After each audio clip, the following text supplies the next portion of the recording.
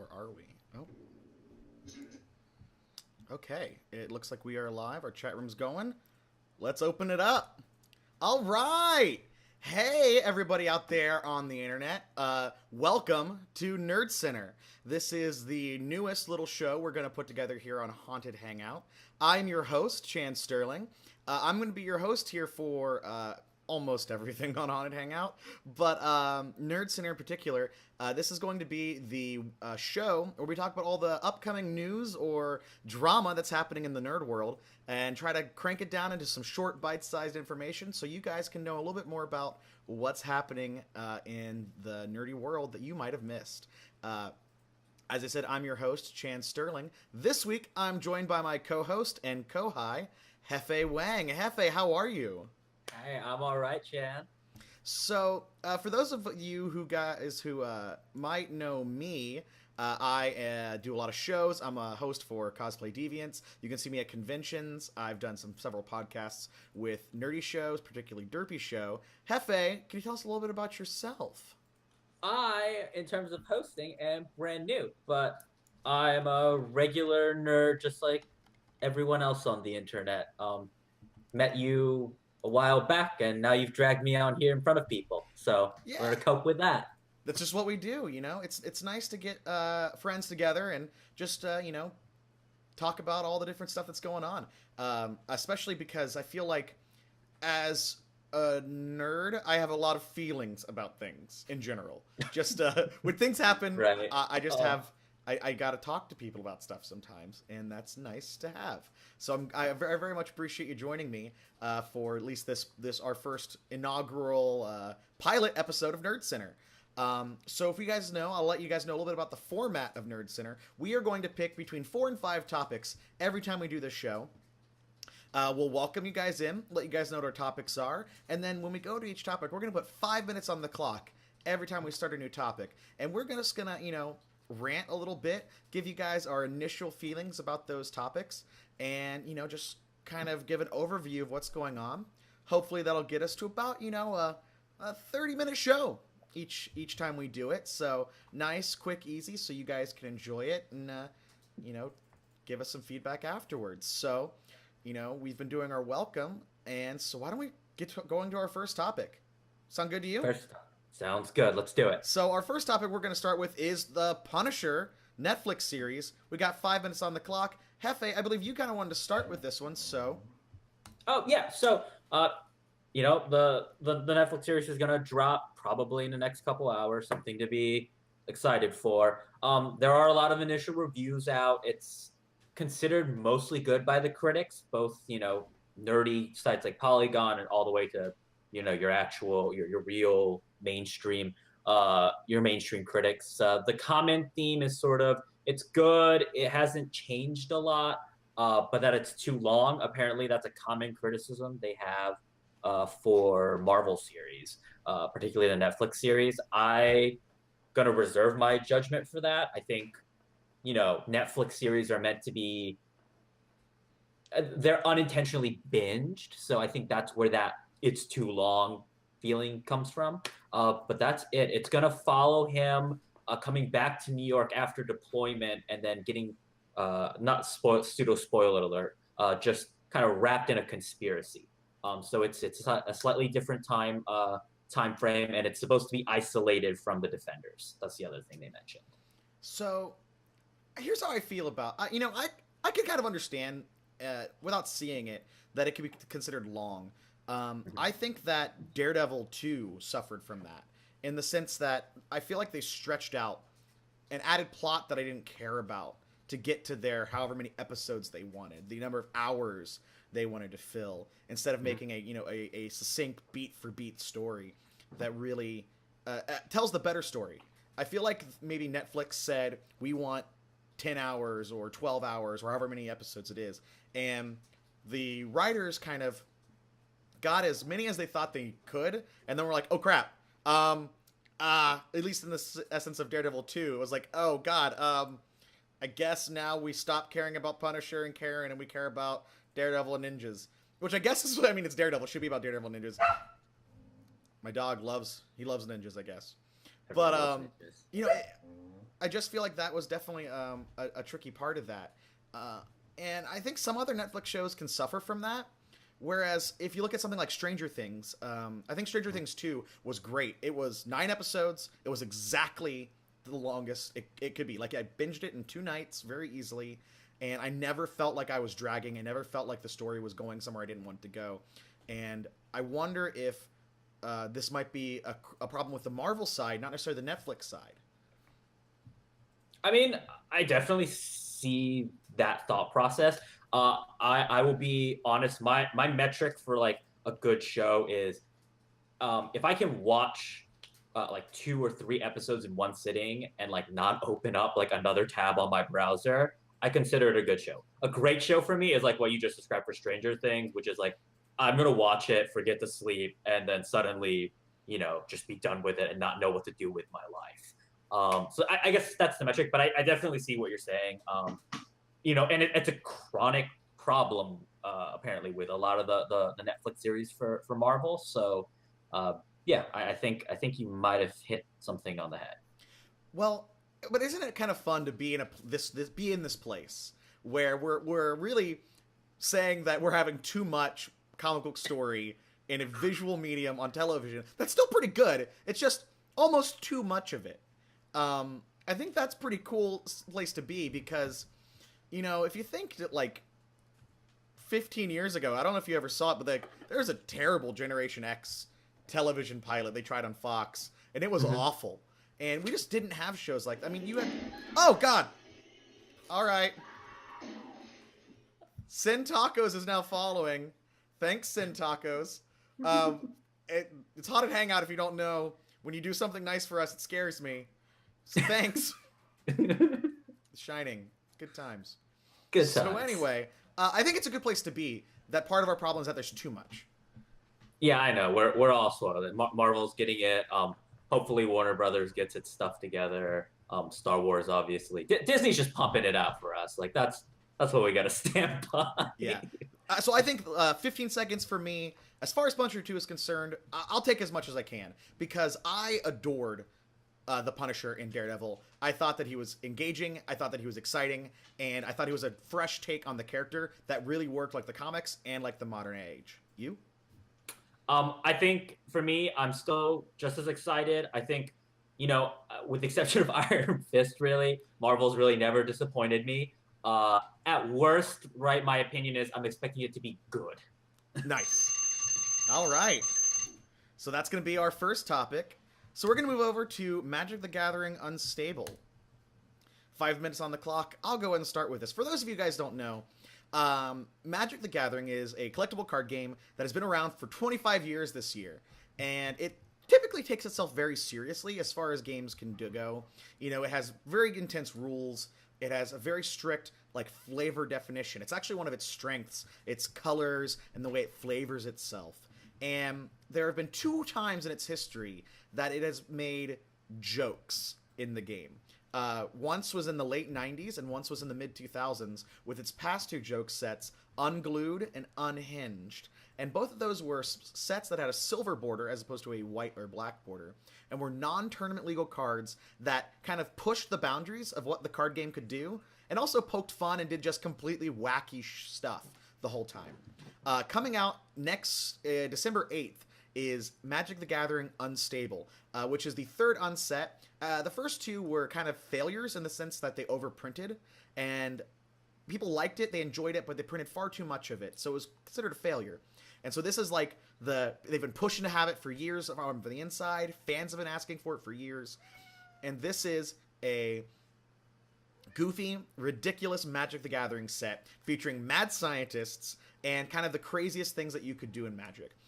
This specific set has a couple completely ludicrous things that are different. One of which is a fan favorite joke called Contraptions. Years ago, they made a set that was supposed to talk about potential futures, and they talked about cards that referenced contraptions with nothing else. They just said, if you assemble a contraption, assemble 2, without ever intending for that to be a thing. And for the past 12 years, fans have been clamoring for contraptions to make it into the game, and they're finally in unstable, and it's promising to be a very ludicrous type of experience, and I'm very excited. Jeffe, do you have any experience with Magic the Gathering? Yeah, I think for trading card games, particularly for kids in the '90s, you started collecting Pokemon cards, but then when you started playing a trading card game, you played Magic. So I played all the way up through like Judgment and a few other sets after that, but then I slowed down. I'm familiar with like Unglue, um, and the joke sets. I took a look at some of those cards. I know there's like one that's like for the new set that's like what was it? It's like two is better than one, and it lets you like take a player or a person not involved with your game and like split your library and just be like, you're on my team. Like this is just how this works. Yeah, suddenly it's 2-on-1. Deal with it. You got to deal with that.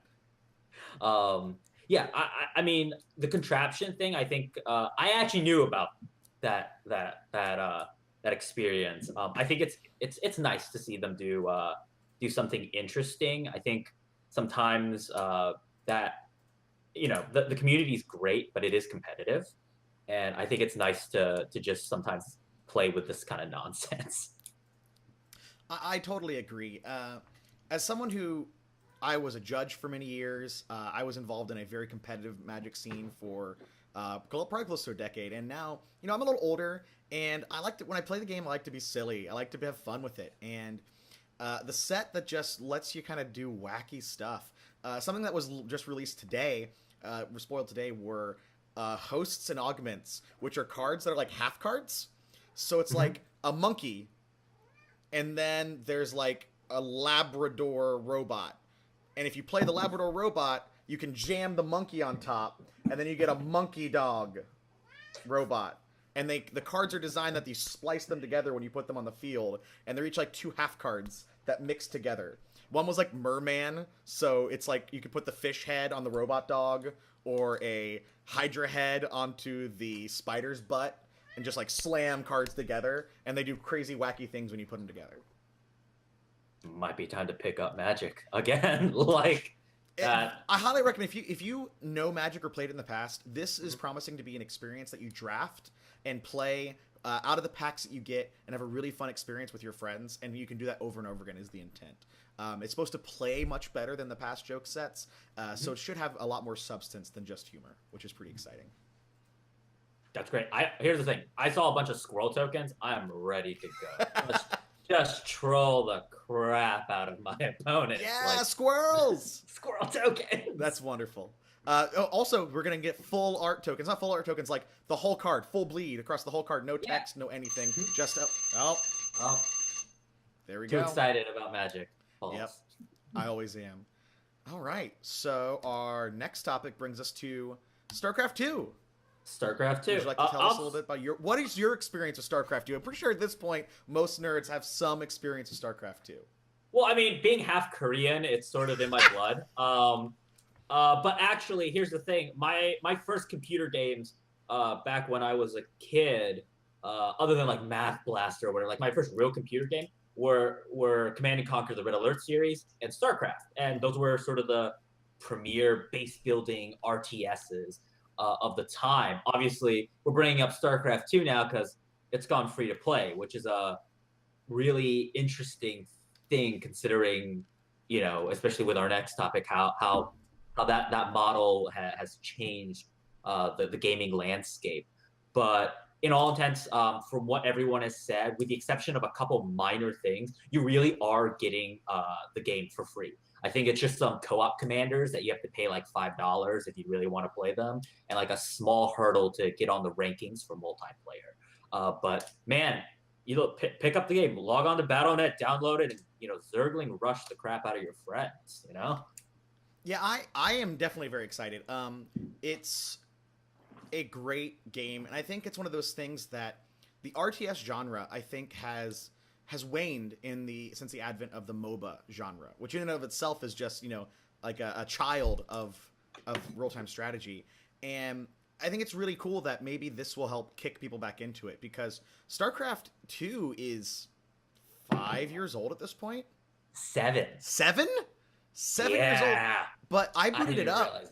It doesn't feel like it. It feels like it feels fresh. It still feels snappy. It feels like a good game, like a great game still. Like some people look at games that are a little older and like don't.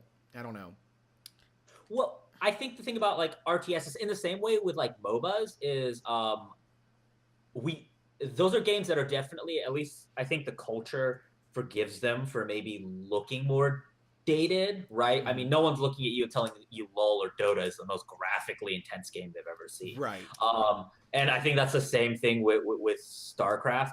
That, base building RTSs, that kind of speed has really, like you said, gone to the wayside in favor of MOBAs. And I think I hope so. I hope Starcraft II at least encourages gamers who may have missed out on Command and Conquer, Red Alert, and stuff like that, and just to give it a try. Because if you like a MOBA, I think you're gonna find that you're gonna like the base building RTS of StarCraft 2.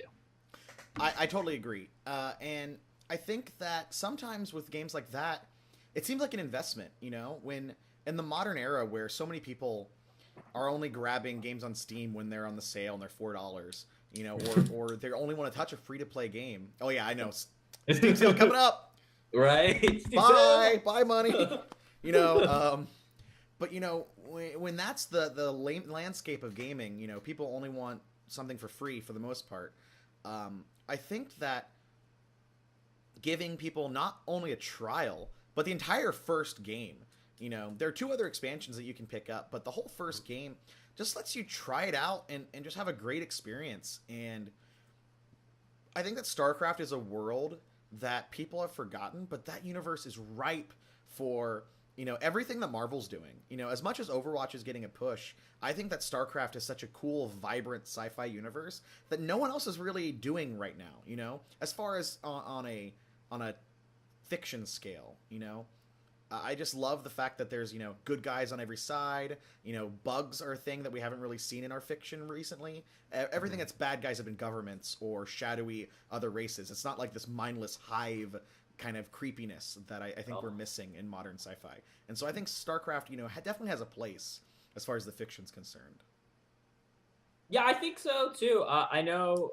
I mean, I would love to see, that IP go into potentially other formats, in both just lore novels as well as other forms of gameplay beyond like just RTS. They try to do that with like Warhammer and stuff like that, like other forms of that. So you're saying StarCraft Ghost needs to finally come out? One day. It's never happening. What? Don't hold your breath, Chanson. Like no first-person shooter set in StarCraft. Not gonna happen. Come on. So let's not get sad about this. Right? Just cry. But before that timer goes off, Blizzard, great company. I'm so happy what they did. I'm super happy about Blizzard as well. I totally agree. I think we might bring up Blizzard a little bit in our next chat as we're talking about Battlefront II, the latest Star Wars game from Electronic Arts. For those of you who are not in the know, there's a lot of drama surrounding this game, considering its extensive use of loot boxes. Jeffe, can you give us a little bit of insight onto what's going on with this? Yeah, so in short, initially, when it first came out, basically every hero was locked behind what was a paywall. Now, you couldn't buy them directly. They came in loot boxes. Okay, and in order to get loot boxes, you either had to grind in games to get enough credit to buy the boxes, or you could pay real money to buy crystals to buy the boxes to get a chance to get these heroes.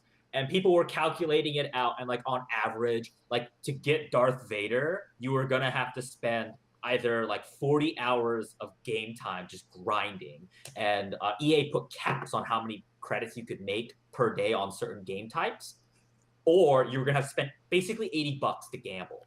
And now, that's in addition to the $60 base cost for the game. Right, that's an additional to the full price game.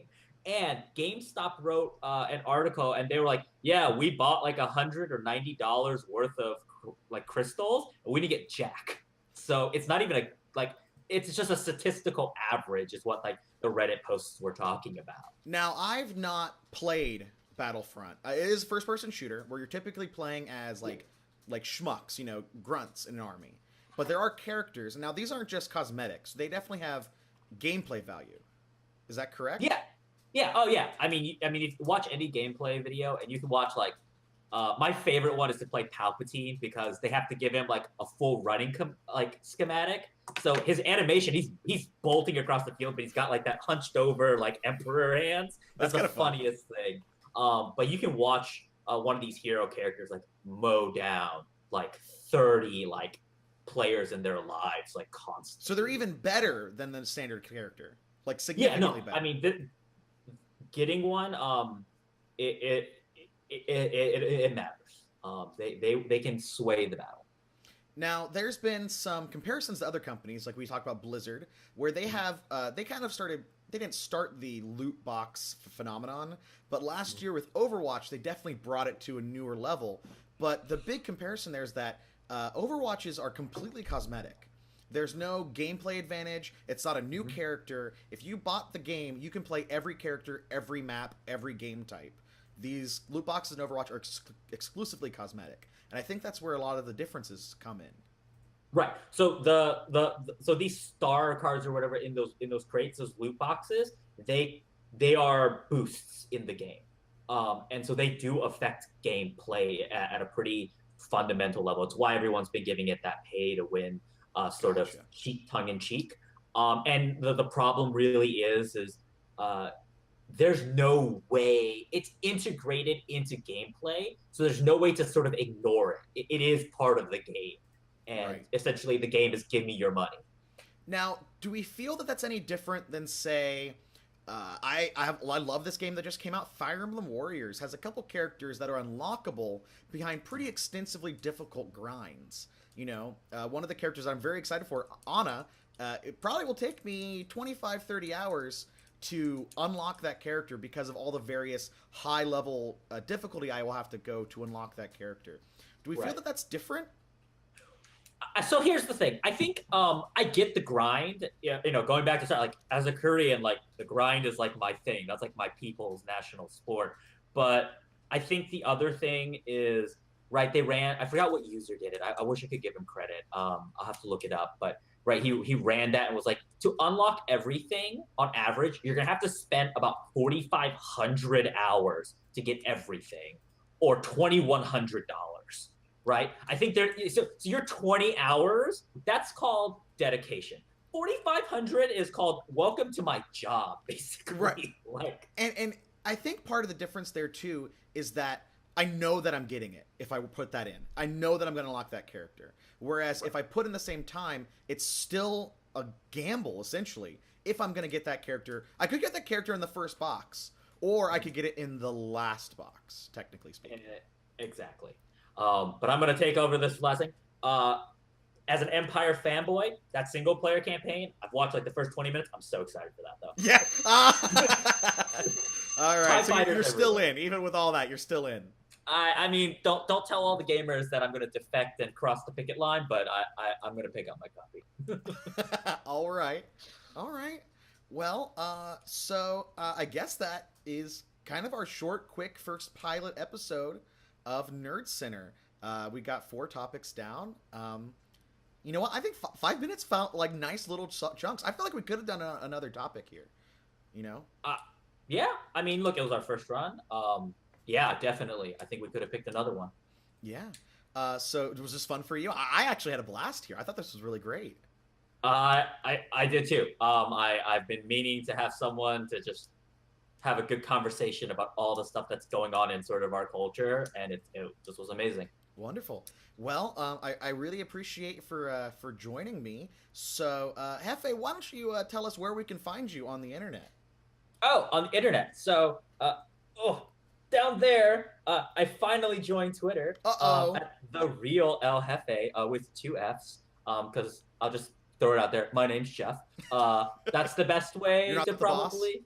Yeah, I mean, not yet. One day, you're still senpai. But that's probably the best way to find me. I'm bad with social media, guys. Like, you're gonna have to prod me into it. That's fine.